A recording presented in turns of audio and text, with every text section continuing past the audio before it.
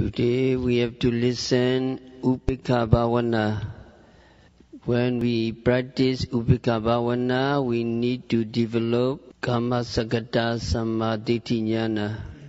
Regarding this, we need to explain Chulakama Vibhinga Sutta from Uparipanasa Pali text.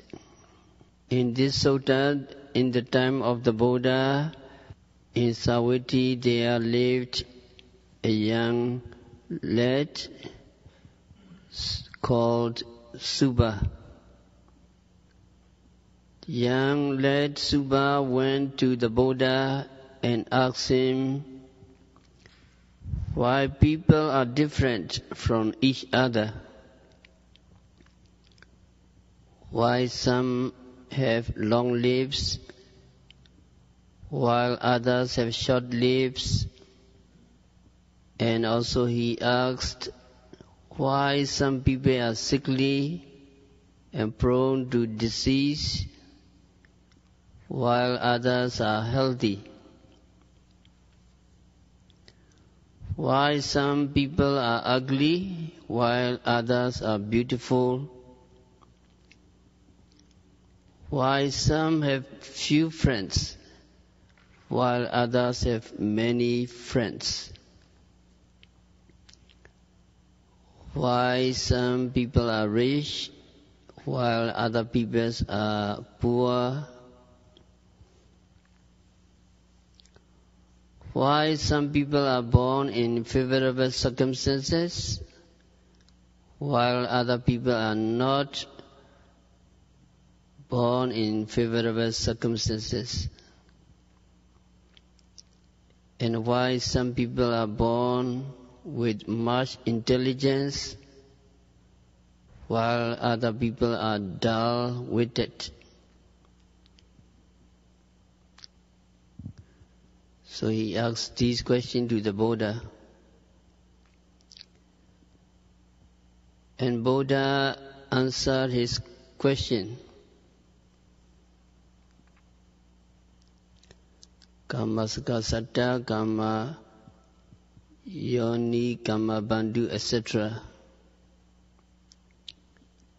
O young man Subha, beings are owners of their deeds. Beings are heirs of their deeds. Beings have deeds as their parents.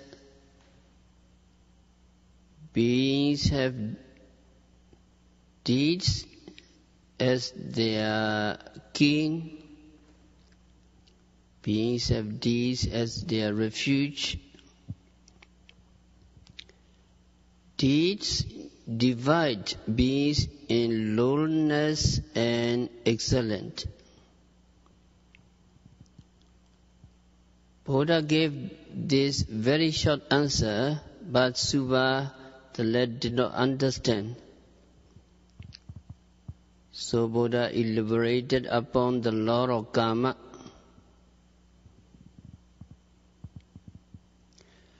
Some beings like to kill other beings and get in the habit of killing. After death, these people are reborn in 4 lower states, 4 woeful states: animal worlds, hungry ghost world, demon worlds, and hell. But if they are reborn as human beings, their lives are short. Those who do not kill beings, who have compassion for them, may be reborn in the celestial realms, celestial world. If they are reborn as human beings, they have long lives. And regarding the second question, karmic cause of diseasefulness and good health, Buddha said, O Subha the lad, in this world, some person, whether female or male, cause the living beings to suffer by ill-treating them with hands, with stone, with sticks, or with other weapons. Such a person, for having committed that acts of ill treatment, after death, he or she will reach the Upaya realms, or he or she will be reborn in the abode of suffering. If again reborn in the human world, he or she will be deceitful, or he or she will have bad health in whatever existence he or she may happen to become. Buddha said, O Subha, the lad, this bad conduct or this habit of ill-treating the living beings is likely to cause much sickness, or rather be stricken with many kinds of diseases. By ill-treating the living beings to cause injury or harm with hands or stones or sticks or other weapons, he is likely to go down to Upaya, hell, for that evil actions, for that akusala karma. If he were reborn in the human existence, he is likely to be deceitful. It means to say that the bad conduct of ill-treating others will cause to bring much illness, or will cause to bring many diseases. To make it more evident, the story of Putigattatissa will be cited.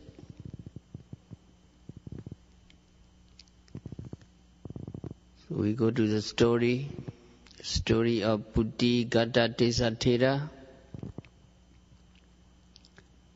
In the lifetime of the Buddha, there lived a bhikkhu by the name of Putigattatissa.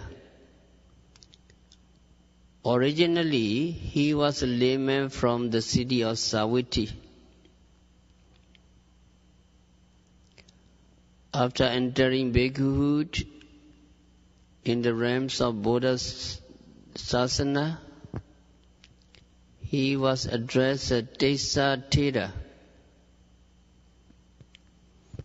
Later, numerous acne or pimples about the size of a mustard seed appeared on his body. These tumorous pimples gradually became bigger and bigger.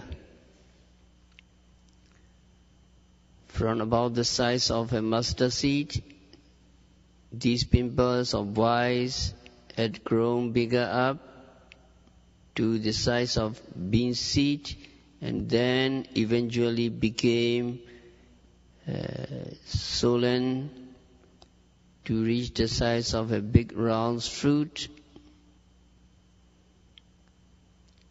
about thrice larger than an orange. Then burst.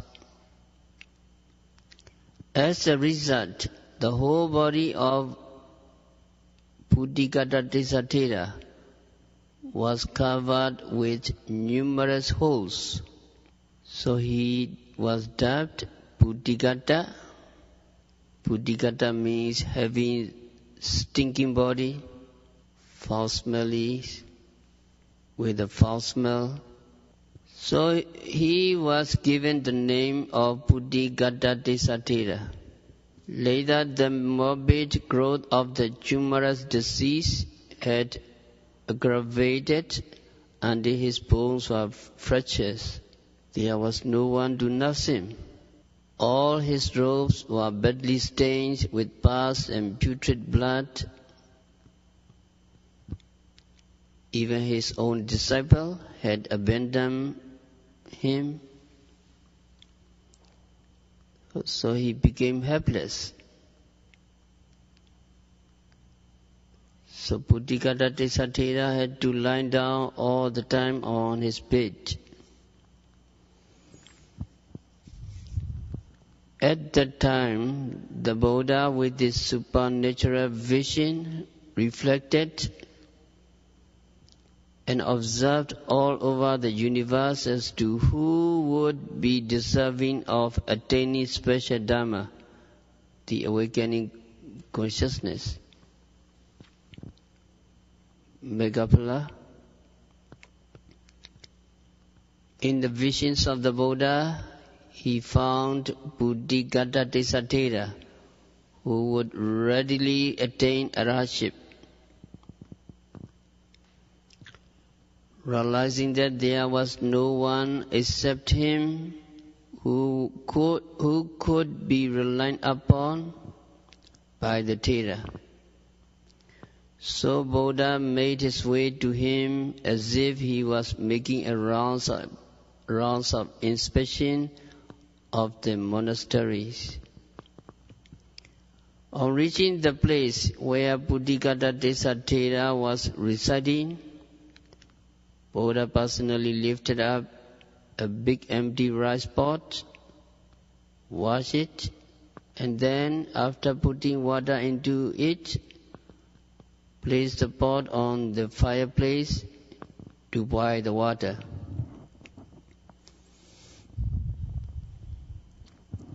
When the water was about to boil, Buddha, intending to remove the bedstead where Putigattatissa was lying, put his hands on the cot.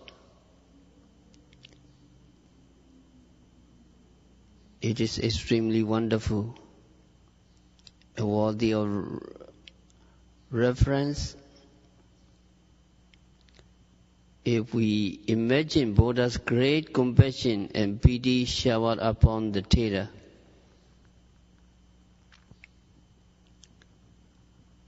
so in this regard, Buddha also mentioned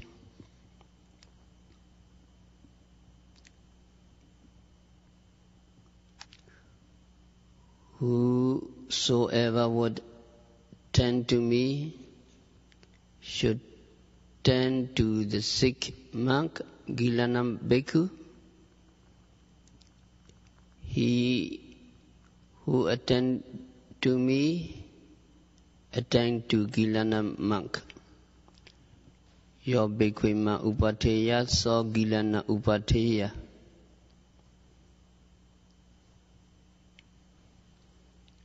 At this juncture, other bhikkhus appear on the sands, and after respectfully entreating the Buddha, "Bhante, please make way. We shall carry the cot where you wish to put." So they lifted the cot and carried it to the kitchen where the fireplace was standing. The Buddha, wishing to give the Thera a hot bath, took the warm water with the cup and then slowly sprinkled it on the body of the Thera. The bhikkhus took off the robes worn by the Thera, washed them with hot water, and then placed them in the sun to dry. Buddha directed that Putigattatissa body be properly washed and cleansed with warm water.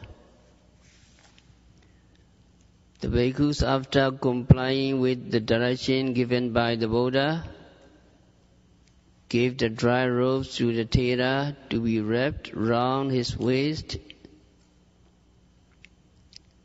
in place of inner robe. which was taken off and washed. When it had dried, it was again given to be replaced round the waist of the Thera.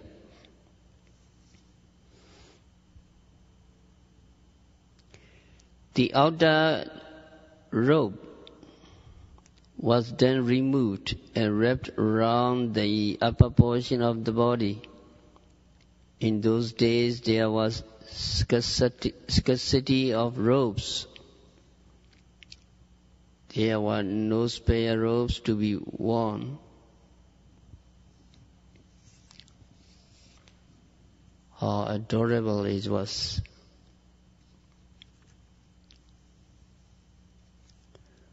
For the eventual attainment of arahantship by the Bhuti Gata Desatira, Buddha has to behave as a male nurse. It is really surprising, highly noble and respectful.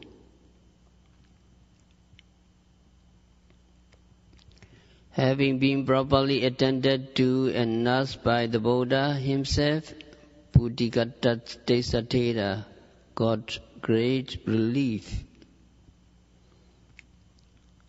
Then the compassionate Buddha commenced preaching. Achira Vatayankayo Patave Adisisati Jodo Apeta Vinyano Niratanva Kalingaram Bhikkhu Putigattatissa.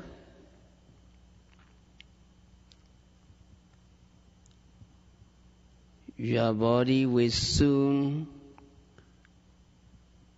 surely lie upon the ground. Your body will become a corpse and then will be laid out naked to sleep on the very ground. For having become a dead body without consciousness, and since people concerned have abandoned it as a mean and worthless waste matter, your body will come to rest on the very ground of the cemetery.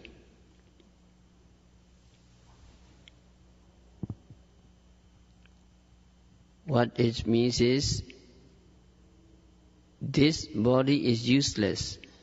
It is like a log, a lifeless and worthless stuff which will lie on the ground, which will fall asleep, which will die. So that means just as rotten and decayed logs will remain on the ground as have been discarded, the material body, being lifeless, will soon be abandoned and left in the graveyard without any clothes on. On those days, it was customary that corpses were thrown away in the graveyard without burying them. After having heard the preaching of the Buddha, delivered in the form of a verse, Putigattatissa became an arahant.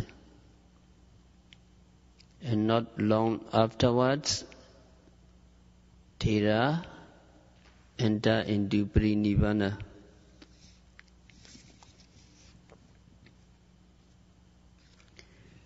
This Putigattatissa was a bird hunter during the lifetime of Kassapa Buddha.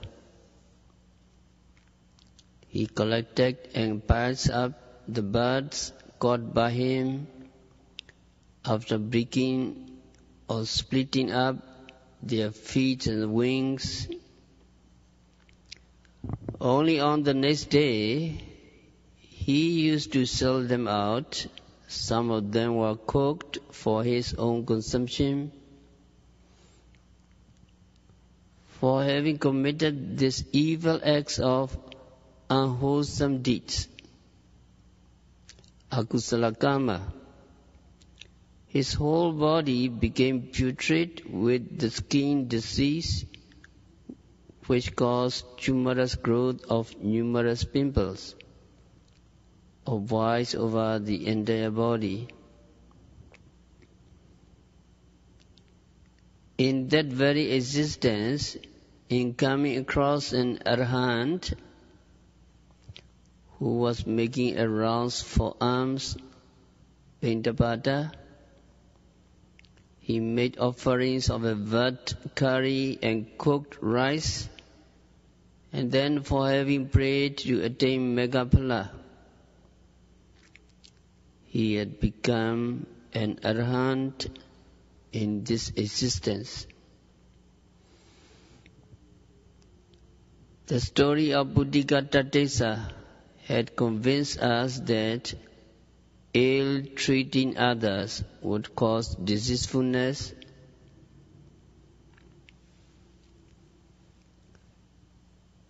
Master Sayadaw had this motto: he who ill-treats others become deceitful if ill-treating is avoided.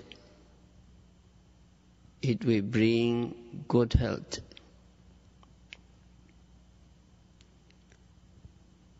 The meaning of this has been preached in brief.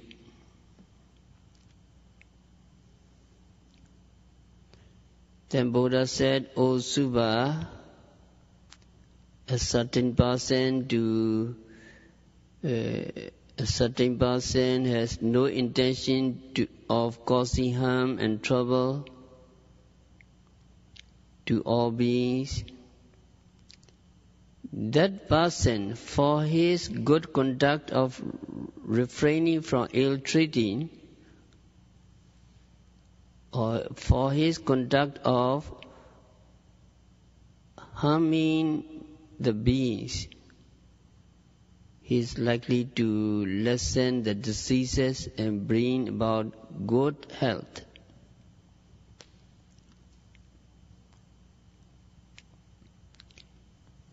In this condition,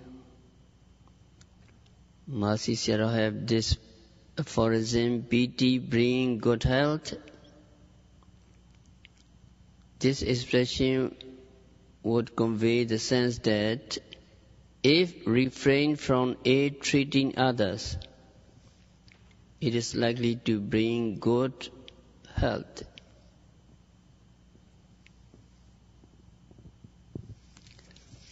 If one has pity on others, he or she will not be inclined to ill-treat them.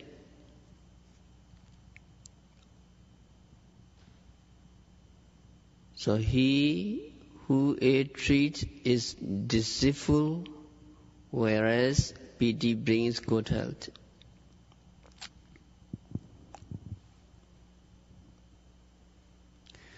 So a person who ill-treats others will often be afflicted with many kinds of diseases. So it should be noted that those who have caused ill treatment to others will be deceitful. One who is sympathy or pity, refraining from ill-treating others, will have less diseases and will be in robust health.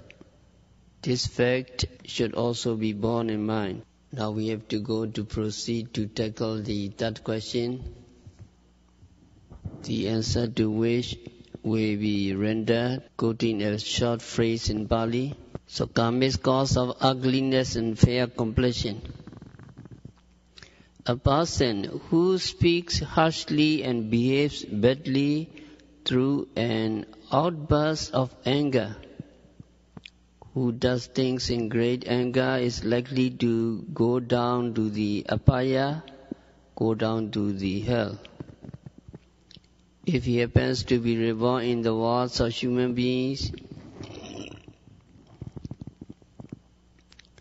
he will probably have ugly looks, he will probably have ugly complexion.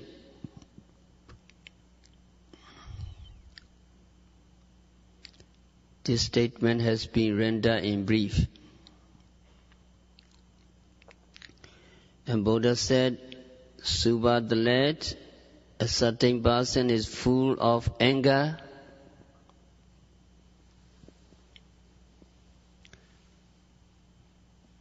His habit of flaring up into a rage is likely to bring about ugliness or bad complexion and unpleasant looks.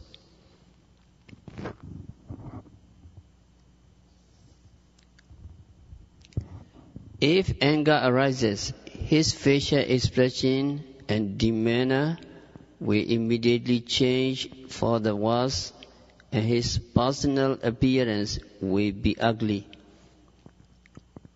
It has been stated that as a custom of this rising anger, he may probably be born ugly throughout the rounds of existences on his becoming a human being. And Mahasi Sayadaw have this aphorism, flames of anger causes ugliness. If patience can be exercised without yielding to anger in the face of unbearable harsh language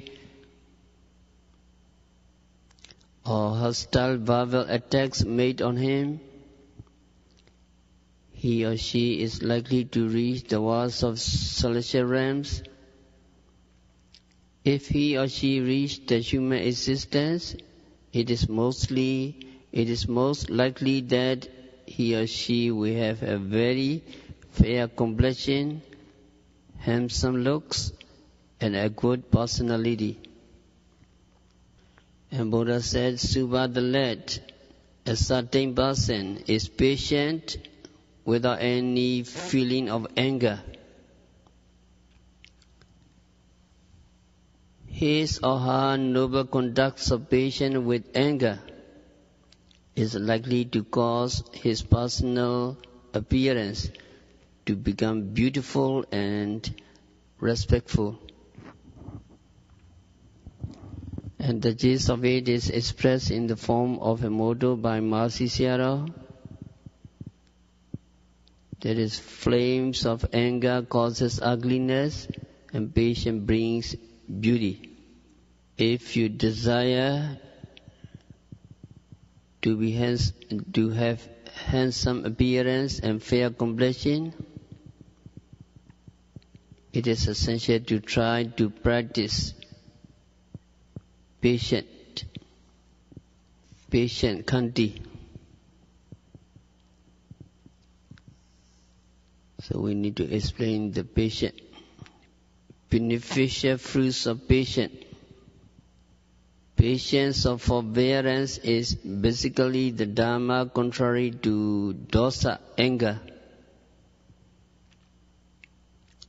which in other words is adosa, absence of anger. It is similar to the essence of loving kindness. In special, what is said to have patience is to be able to endure any kinds of provocation and to remain calm without anger and doing evil. Metta or loving kindness is more significant, far-reaching in meaning than patience. It is the quality of goodwill, rejoicing with other people's happiness.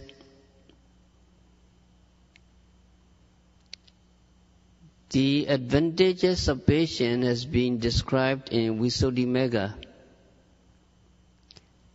Khanti paramanta bodhidekha. That means patience is the highest devotion. It is the noblest and noblest practice of virtue.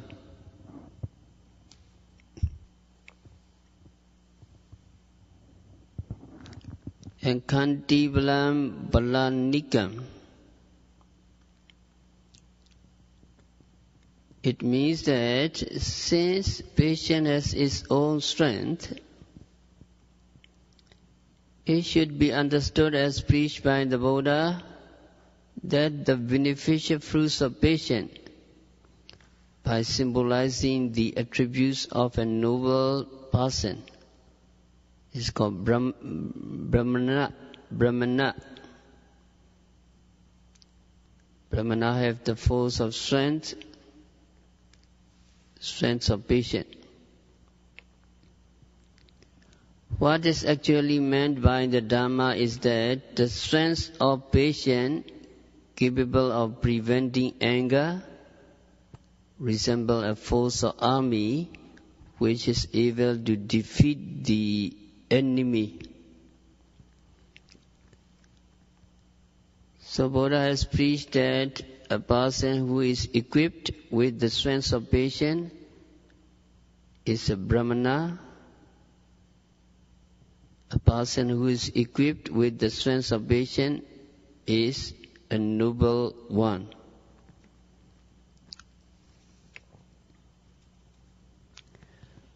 Sadatta parama atta kandya beyona vijjati. The gist of this Pali phrase is that of all the advantages, his own benefits is the noblest. Among the best advantages, nothing excels the beneficial results of forbearance or endurance. The advantages of patience should be realized as had been stated by the kings of Devas cited above.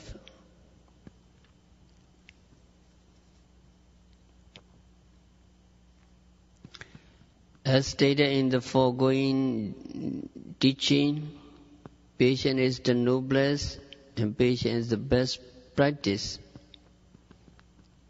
It is most noble and admirable because one who has patience will be able to tolerate all criticism.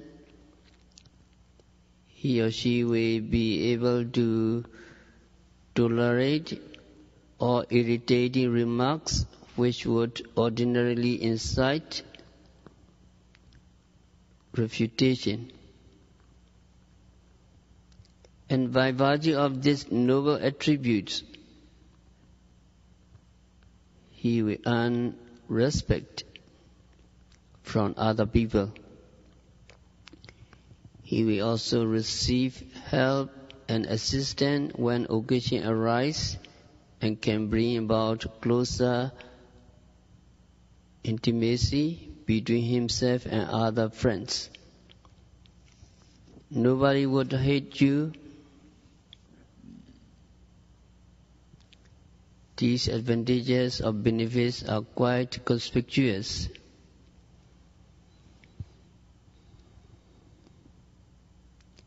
If retaliation is made against any verbal attacks, hot controversy will ensue between the two parties and quarrel will break out. Feeling of hatred and animosity will creep in and the parties may become unfriendly to one another with malice and also become enemies for life.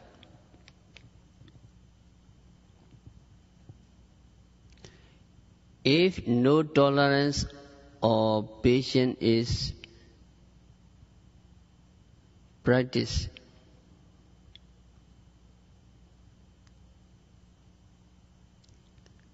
one will be inclined to cause harm to another throughout the entire lifetime.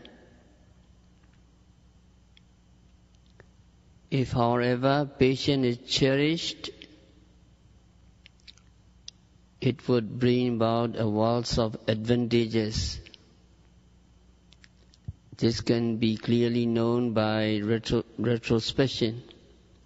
So Buddha had prescribed in the form of Patimokkha the code of conduct for monks. It has been preached as Kanti Paraman Tapoti Tekha Nibbana Paraman Vadanti Buddha, etc. So Nibbana, the most noble and virtuous, it was preached as such by the Buddha simply because all practices for the derivation of merits can be carried out successfully only if there is patience.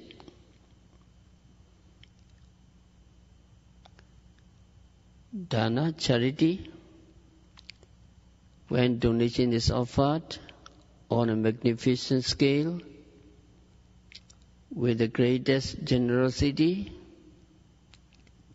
it shall be performed with great patience.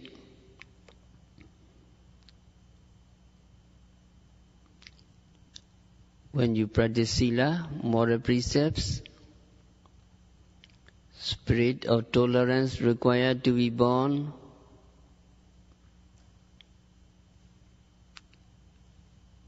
by the person becomes more prominent.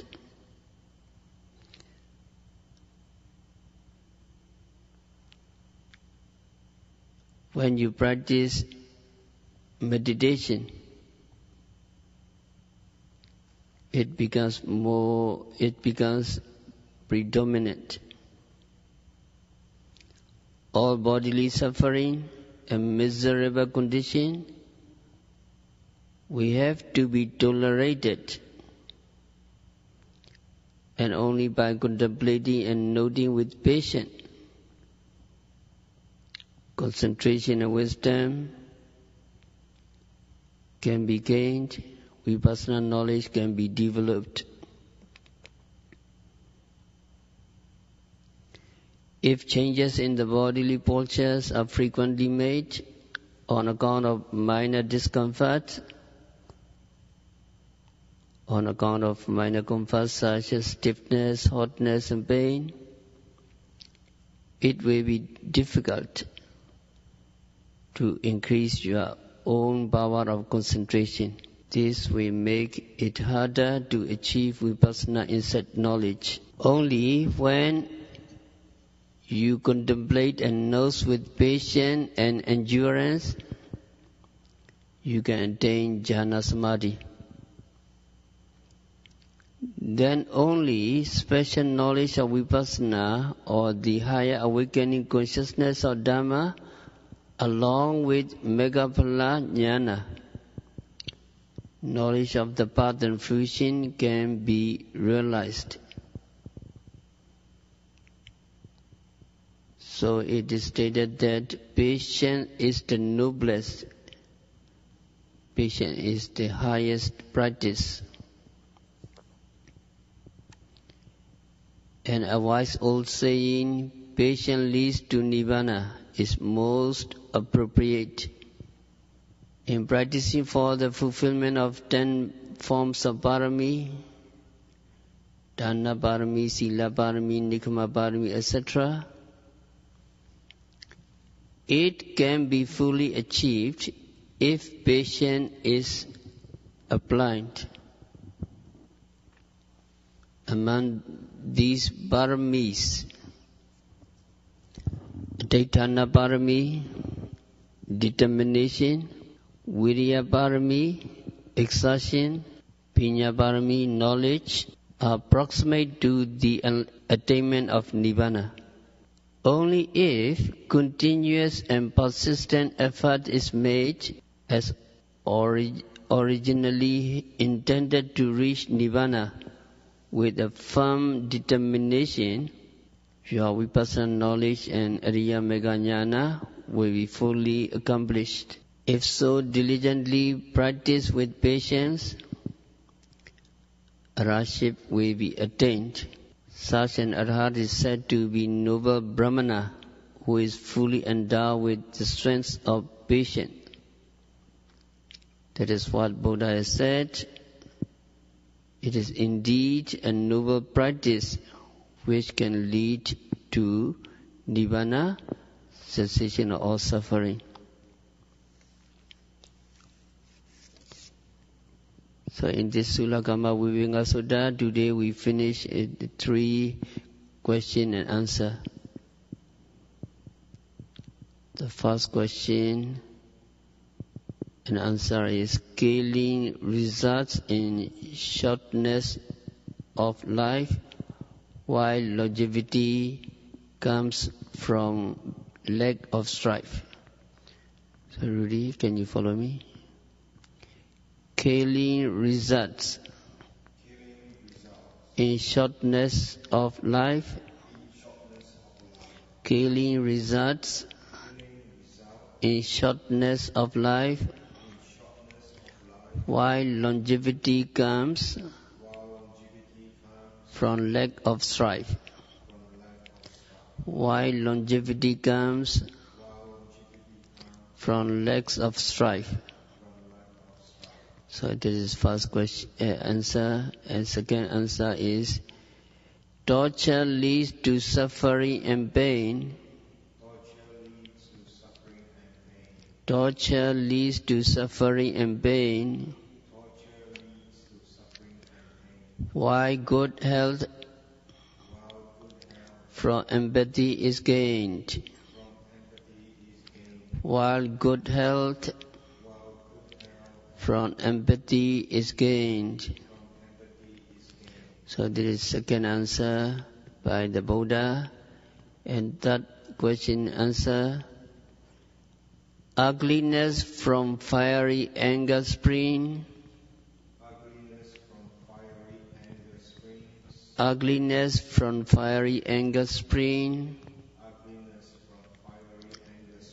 While patience shining beauty bring.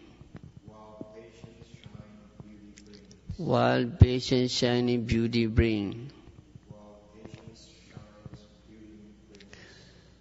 So if you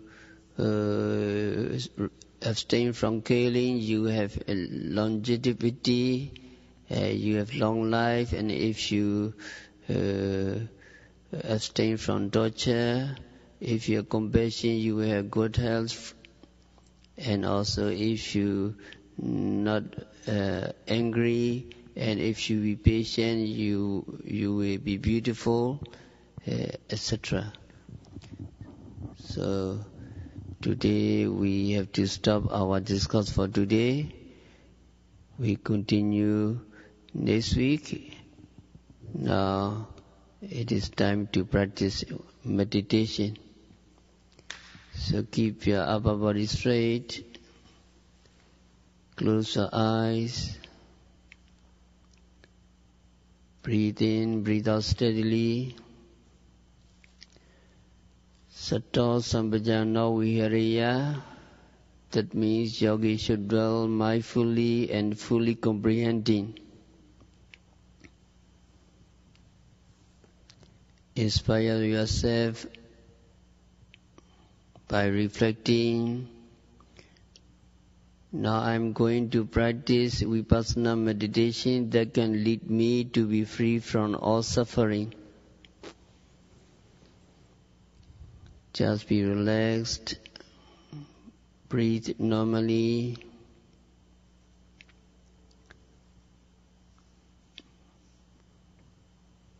Keep your mind on the abdomen. When you breathe in, the abdomen rises. And be mindful of the rising movement from the beginning to the end. Pay close attention so that you are fully aware of the movement. When you breathe out, the abdomen falls, and be mindful of the falling movement from the beginning to the end. You may mentally note rising when the abdomen is rising and falling when it is falling. Try to capture the true phenomena. But if making mental notes interfere with your practice, you don't have to make them. Just be mindful of the rising and falling movements of the abdomen.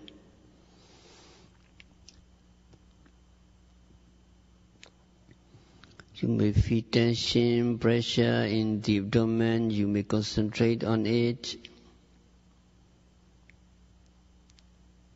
The emphasis is to be mindful of the movements rather than abdomen's shape or form.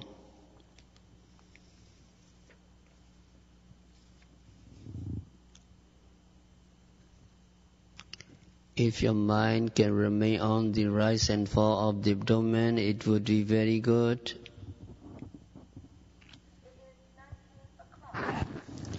But mind has a tendency to wander quite often, so when you are keeping your mind on the abdomen, be mindful when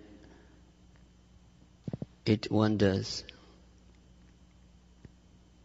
Do not blame yourself or do not feel guilty, just be mindful of its wandering. When you note properly, wandering might disappear and go back to the rise and fall of the abdomen. We call the movements of the abdomen home objects or primary objects because we always go back to them after paying attention to any other objects that becomes prominent at the present moment. If you see something, be mindful of seeing and make mental notes of seeing. If you know properly the objects disappear, then go back to the home objects. If you hear something, notice hearing.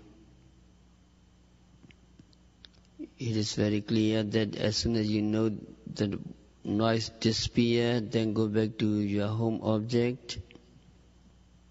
Do not let the past come back to you. And do not long for the future, and also do not cling the present. Do not go to the past, but if you remember something from the past, be mindful of remembering. Remembering the past is present, so note the remembering.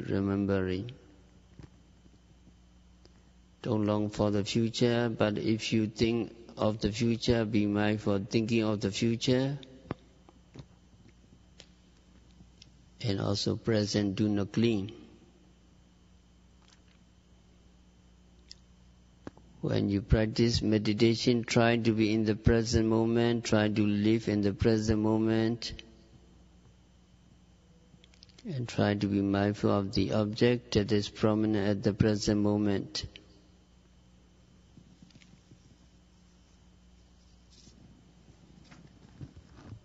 So all mental units have to be observed. Noting all the acts of consciousness is called Caittanupassana. Because we fail to note the acts of consciousness, we tend to identify them with the person or individual. We tend to think that it is I who is imagining, thinking, planning, and knowing. So note properly. So we have to note each and every act of consciousness as it arises. When so noted, it tends to disappear, then come back to rising and falling of the abdomen. And when sensation of stiffness and heat will arise in your body, these sensations are to be noted carefully. The identification of these sensations with the ego is mistaken. There is really no I involved, only a succession of one new sensation after another. So note carefully the sensation.